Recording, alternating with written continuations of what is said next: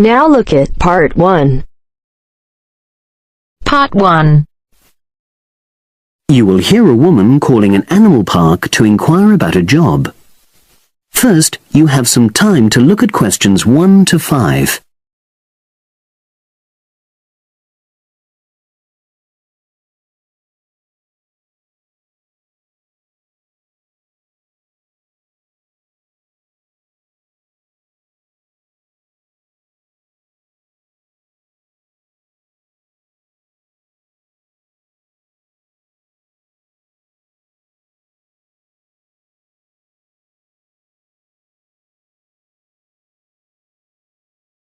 Now we shall begin. You should answer the questions as you listen, because you will not hear the recording a second time. Listen carefully and answer questions 1 to 5.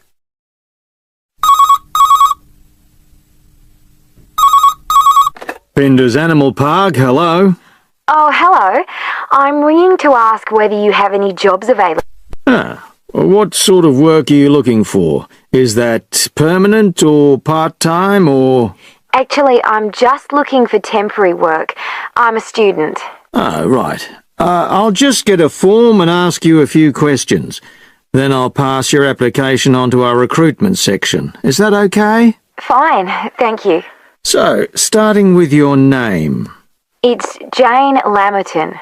Is that Lammerton? There's only one M in it. Oh, right. And your address? It's 42 West Lane. Right. And is that in Exeter?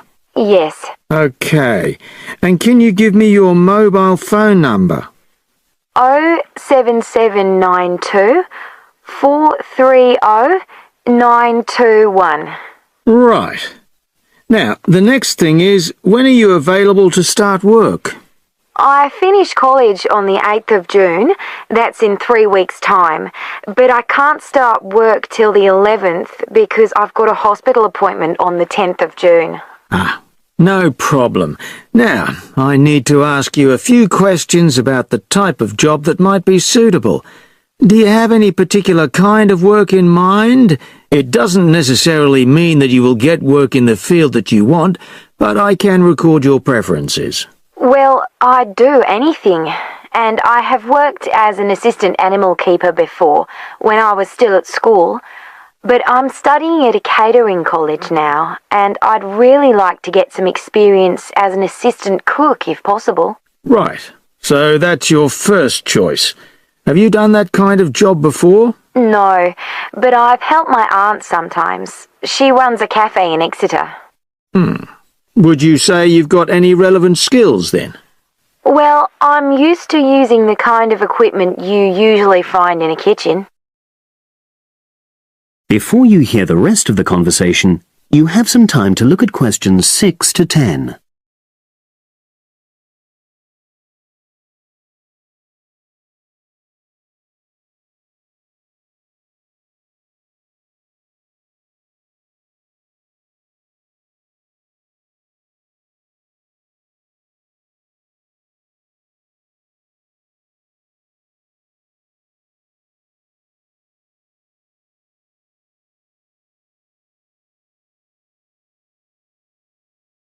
Now listen and answer questions 6 to 10. Okay, and I know you're still studying, but do you already have any qualifications related to that kind of work? A hygiene qualification, for example? I haven't, no, but I've got a certificate in food handling. I did it before I decided to become a full-time student. Fine. Okay, that means you wouldn't need any specific training if you did get the kind of work you wanted. But you'd have to do a short course on first aid. All our new employees do that. It just takes half a day, and most people find it generally useful. Oh, yes, I'm sure it is. Well, that's about it, really. Just one last thing. Can you give me the name of someone who would give you a reference? Like a previous employer, or... Oh, yes. You can put Dr. Ruth Price. Okay. Is that one of your college lecturers? She's my college tutor. She's known me for over 2 years, and I'm sure she wouldn't mind. In fact, she's given me a reference before. Fine. We'd probably contact her by phone. Do you happen to know her number? I've got it on my phone, yes. It's 0208 685 114. That's a landline. Good. Well, as I say, I can't promise anything, but I'll pass your application on, and you should hear in a few days. Is there anything else? Just one thing. I suffer from a particular type of colour blindness, and sometimes employers have to make special arrangements for that. Okay, I'll make a note of that. It won't be good that you've made us aware of it. You can provide us with more details if you're offered a job. Okay. Thanks very much. Bye. Bye. That is the end of part 1. You now have half a minute to check your answers.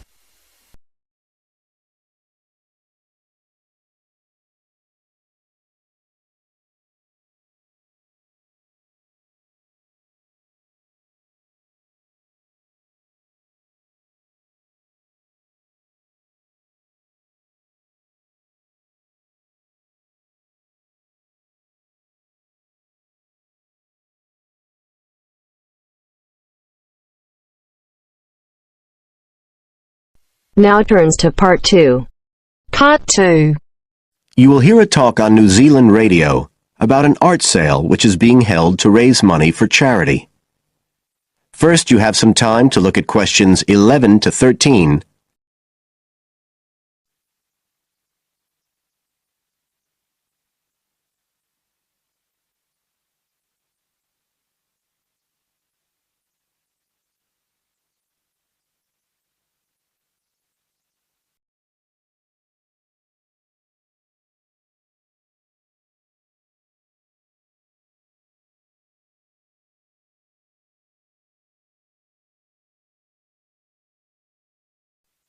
Now listen carefully and answer questions 11 to 13. One of the most anticipated art events in Christchurch is the charity art sale organised this year by Neil Curtis. Neil, tell us all about it. Well, Diane, this looks like being the biggest art sale yet. And the best thing about it is that the money raised will all go to charity. So what you probably want to know first is where it is. Well, the pictures will be on view all this week, most of them at the Star Gallery in the shopping mall. But we have so many pictures this year that we're also showing some in the cafe next door. So do drop in and see them any day between 9 and 5. Now, if you're interested in buying rather than just looking, and we hope a lot of you will be, the actual sale will take place on Thursday evening, with sales starting at 7:30. Refreshments will be available before the sale, starting at 6:30. We've got about 50 works by local artists showing a huge range of styles and media, and in a minute I'll tell you about some of them. You're probably also interested in what's going to happen to your money once you've handed it over. Well, all proceeds will go to support children who are disabled, both here in New Zealand and also in other countries. So you can find an original painting, support local talent, and help these children all at the same time. Before you hear the rest of the talk, you have some time to look at questions 14 to 20.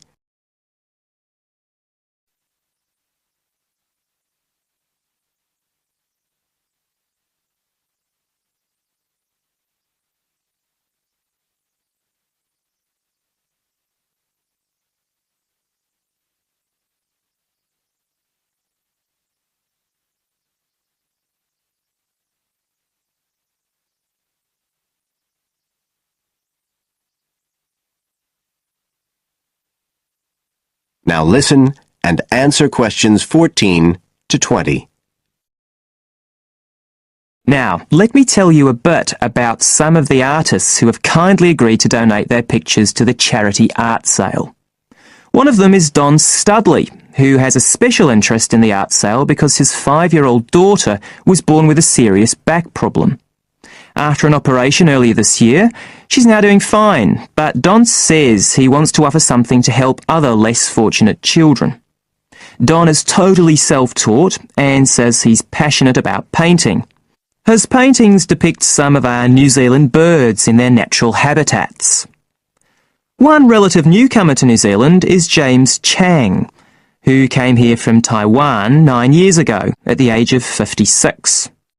Mr. Chang had 13 exhibitions in Taiwan before he came to live here in Christchurch, so he's a well-established artist, and art has been a lifelong passion for him. His paintings are certainly worth looking at. If you like abstract pictures with strong colour schemes, you'll love them. Natalie Stevens was born in New Zealand, but has exhibited in China, Australia and Spain.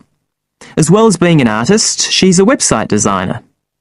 She believes art should be universal, and her paintings use soft colours and a mixture of media. Most of her pictures are portraits, so watch out, some of them may even be friends of yours. And then we have Christine Shin from Korea. Christine only started to learn English 2 years ago when she arrived in New Zealand, but she's been painting professionally for over 10 years, and she sure knows how to communicate strong messages through the universal language of art. She usually works from photographs and paints delicate watercolours, which combine traditional Asian influences with New Zealand landscapes, giving a very special view of our local scenery. Well, that's all I have time to tell you now, but as well as these four, there are many other artists whose work will be on sale, so do come along on Thursday. We accept cheques, credit cards or cash. And remember, even if you don't buy a picture, you can always make a donation. That is the end of part 2. You now have half a minute to check your answers.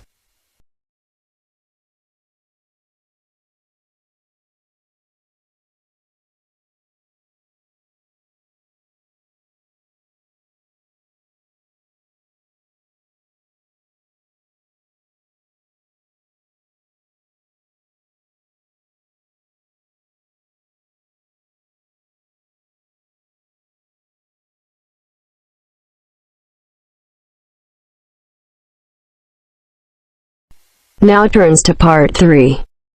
Part 3. You'll hear an introduction about the process of producing stamps. First, you have some time to look at questions 21 to 25.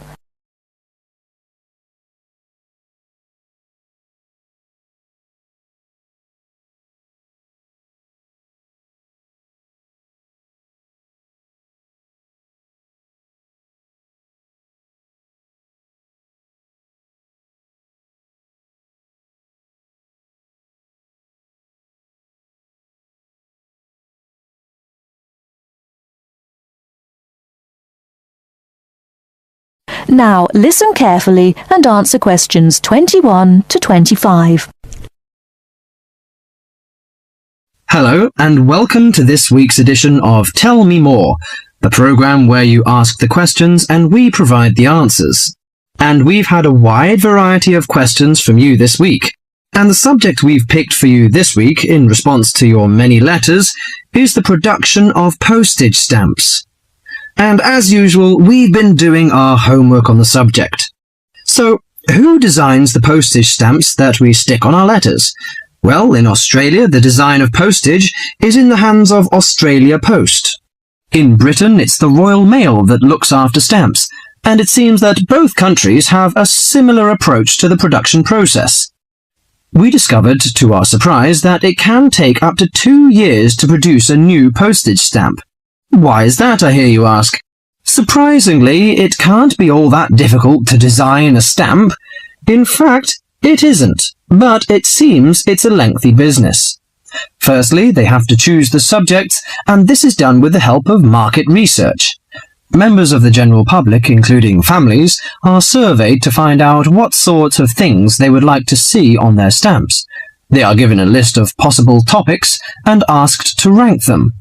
A list is then presented to the advisory committee, which meets about once a month. The committee is made up of outside designers, graphic artists, and stamp collectors. If the committee likes the list, it sends it up to the board of directors, which makes the final decision. Then they commission an artist. In Australia, artists are paid $1,500 for a stamp design and a further $800 if the committee actually decides to use the design.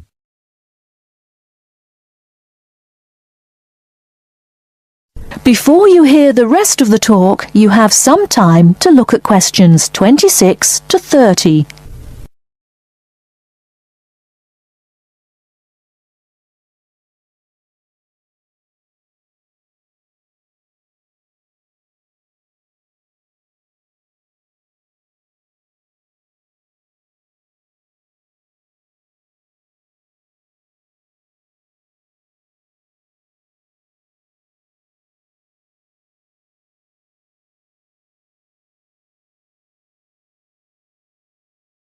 Now listen and answer questions 26 to 30.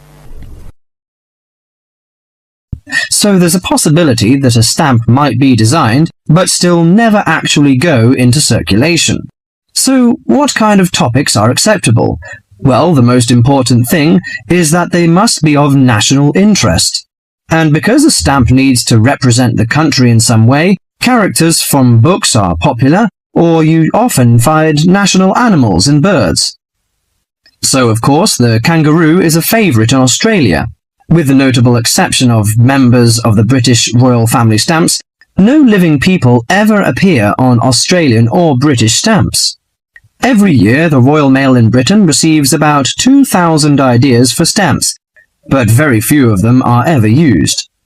One favourite topic is kings and queens. For instance, King Henry VIII, famous for his 6 wives, has recently appeared on a British stamp together with a stamp featuring each of his wives. But despite the extensive research which is done before a stamp is produced, it seems it's hard to please everybody. And apparently all sorts of people write to the post office to say that they loved or hated a particular series. The stamp to cause the most concern ever in Australia was a picture of Father Christmas surfing at the beach. And when you consider that the practical function of a stamp is only as a receipt for postage, I think perhaps the importance accorded to stamps has got out of all proportion. Well, that's all for today. If there's a subject you want us to tell you more about, drop us a line at... That is the end of part 3. You now have half a minute to check your answers.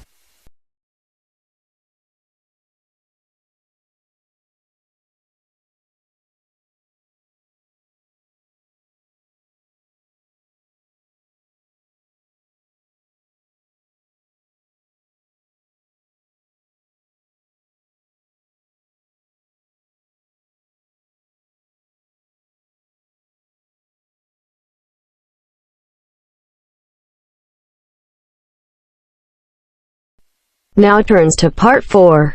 Part 4. Listen to somebody giving a talk about homelessness and check your ideas. First, you have some time to look at questions 31 to 40.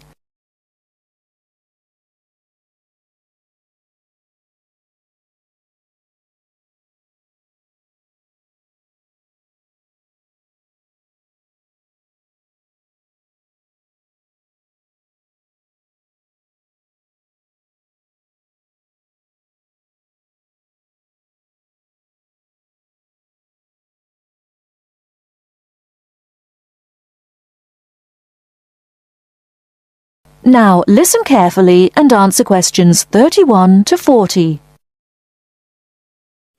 Now, I'll start by explaining what homeless means, and it means a little more than simply sleeping out in the street.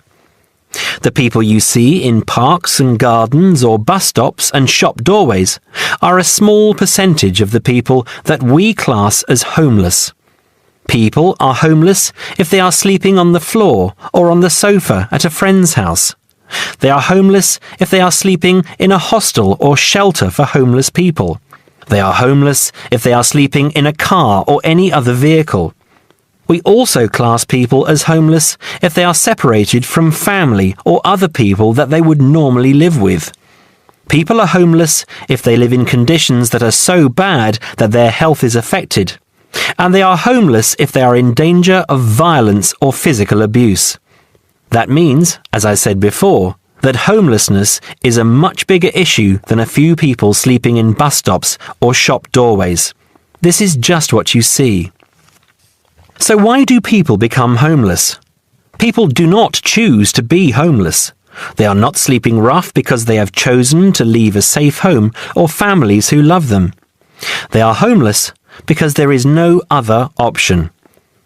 People become homeless because they are poor, because they cannot afford to pay rent, or sometimes because they cannot afford to pay the mortgage on a house or apartment that they have bought. People become homeless because they lose their job or have never had a job. There are related problems that often result in a person becoming homeless.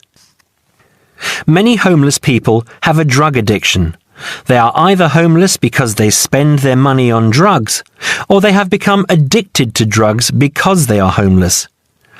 A high percentage of homeless people have mental health problems and find it difficult to make the decisions about their lives that most people can make. A number of homeless people are ex-prisoners. When they are released from prison, it is very difficult to find a job and a place to live. Many people become homeless because the owner of their home, a landlord or landlady, evicts them.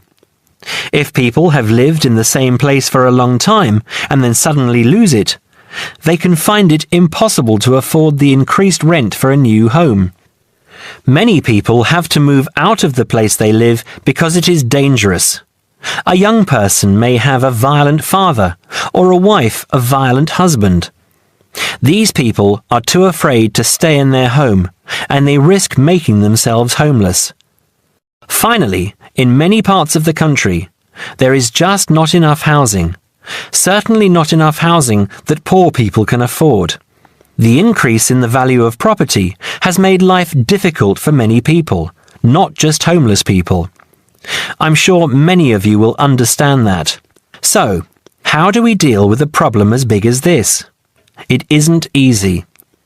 In this country, people with very poorly paid jobs or no jobs at all receive some kind of financial support. In some cases, all or part of their rent is paid by the government. This helps to stop people becoming homeless. But if you are already homeless, it doesn't help. Most towns, like this one, have shelters for people who are temporarily homeless, but they cannot stay at them permanently. They have to move on after a certain period of time.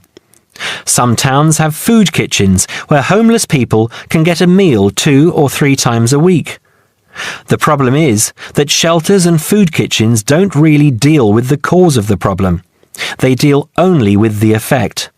People can stay in a shelter for a while, but it will not help them to find a home of their own, and that is what they need, of course. Now, I'm going to go on in a moment to talk about some of the suggestions that have been made in terms of dealing with homelessness. Ideas for dealing with the problem in a more permanent way. I'll also talk about some of the programs that are in place and are in some cases very successful in other parts of the world. Before that, does anyone have any questions about what I have said so far? That is the end of part 4. You now have half a minute to check your answers.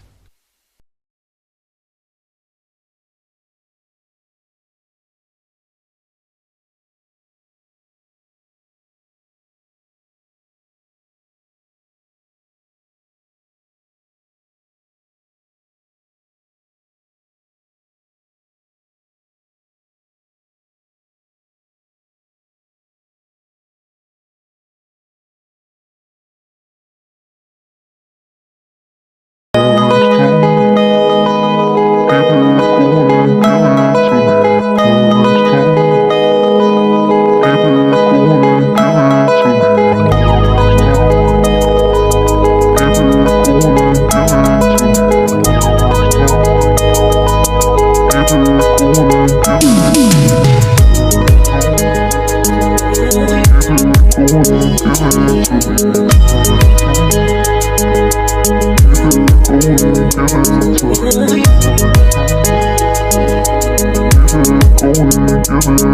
me.